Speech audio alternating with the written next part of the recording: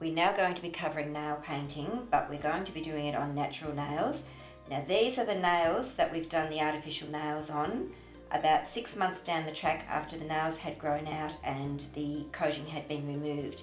As you can see, the nails are in quite good condition. This system of artificial nails does not do a lot of damage to the nails. So these will be the same nails that we did the artificial nails on, but we're now painting them as natural nails.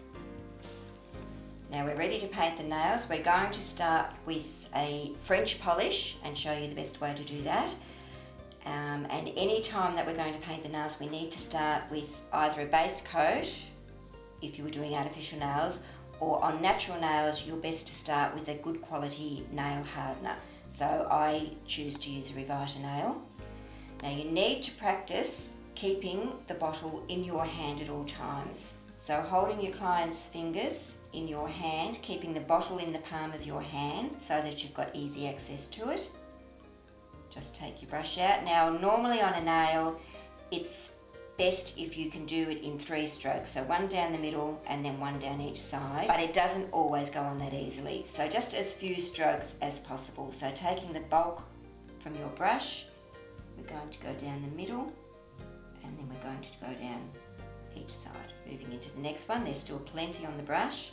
We're going down the middle and then down each side. Moving in with a little bit more on our brush. Down the middle and down each side.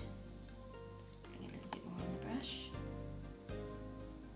Again, I've started with the little finger and I'm moving across. And the thumb will normally take a couple more strokes. Just making sure that you've kept plenty on your brush. And then we would go along and do the base coat on the second hand. Taking the second hand. Exactly the same procedure, keeping our bottle in our hand so that it's close at hand, taking any excess off the brush. And just working down the middle and then from side to side. Recoating your brush when you need to.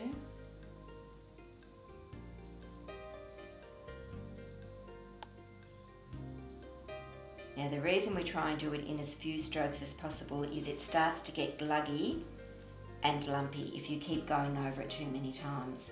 So you better, if you don't get it on right the first time, you're actually better to let that coat dry and then do a new coat over the top rather than just keep playing with it.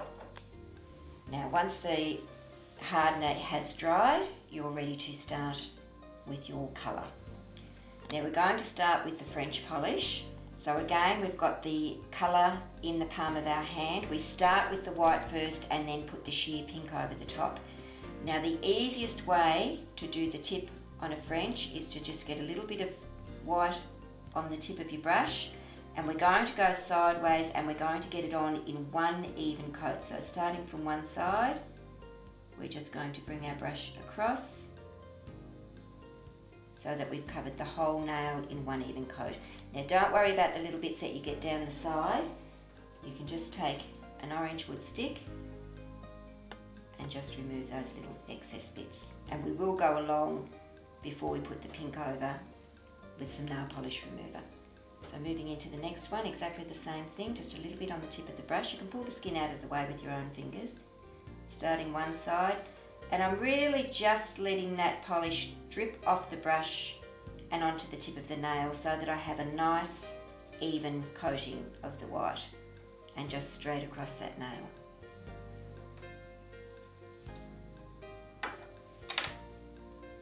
Moving into the next one.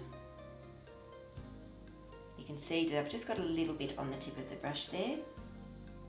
So starting from one side, just bringing it straight across and finish. Now this is not hard, but it will take you some practice to get it even. You can get some little strips to put on the nail, but I find when I use them, when I take them off, it takes half the white with it. So if you can practice this and master this, it's the easiest way to do it.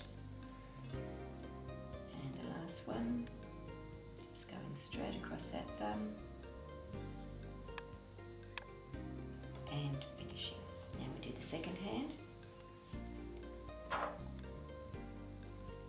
Again, I'm starting with the little finger and I'm just going straight across. Don't rush it, just keep it nice and slow and controlled.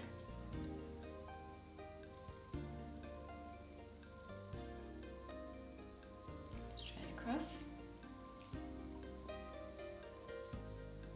Keeping a little bit on the end of your brush. Straight across. Just clean up any little spills.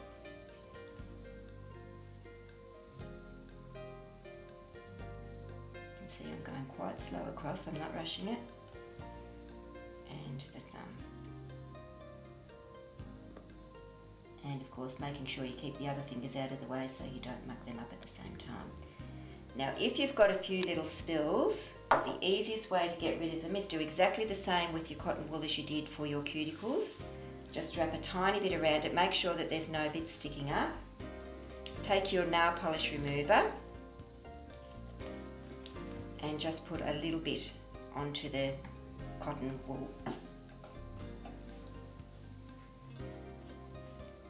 And then take that and just run it underneath the nail, and you'll see that will just clean up any little excess bits that didn't come off with the orange wood stick.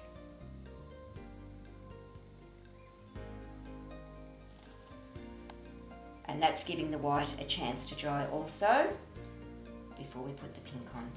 So you can see we haven't really got much excess here, just a little bit. The shorter the nails that you're trying to do a French polish on, the messier it's going to be, and it doesn't matter because you can go back and clean it up. If they're very short, you're going to get quite a bit at the end of the finger, but you just go back before you do the pink and clean that up. So now we're ready to do the pink. Now I'm using a very, very quick drying white polish. So that is already ready for the pink coating to go over. So again, you've got your bottle in the palm of your hand ready to go. Just get any excess from your brush. And again, exactly the same as a base coat. We want to try and get this on just in 3 strokes. And you can see that's a very, very sheer pink. It lets the white still shine through, but just tones it down a little bit. So just moving in. Again, with as few strokes as possible. You can buy French polish sets that come with the pink and the white together. And you can get different shades of white. You can get quite clear whites, you can get creams, or you can get quite white whites like this one is. A little bit more for the thumb.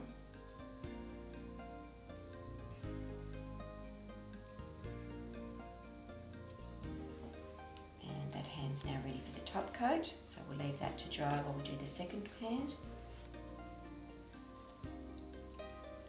So again, our bottle's still in the palm of our hand, and again, as few strokes as possible.